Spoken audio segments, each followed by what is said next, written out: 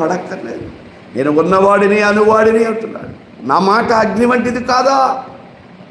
ప్రియాదేవుడు ఇర్మియా అంటున్నాడు, ఇదిగో ఇశ్రాయేలు ప్రజలు కట్టెలు, నా వాక్కు అగ్ని. ఆ అగ్ని ఏం చేస్తుంది? కట్టెలను కాలుస్తుంది. మాట ఎవరైతే వినరో నా నోట నుండి వచ్చి అగ్ని దహించి వేయునుగా.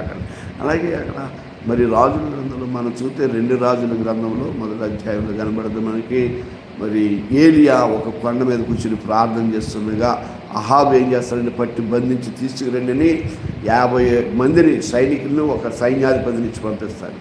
వాళ్ళు అడుగుతారు ఫస్ట్ స్టేజ్గా, దైవజనుడా మా రాజు నిన్ను బంధించి తీసుకురమ్మన్నాడు రా, లేదంటే నిన్ను ఈడ్చుకెళ్తాం అన్నట్టుగా మాట్లాడు. అప్పుడు ఆయన కోపం వచ్చింది, దైవజనుడి కోపం వచ్చింది.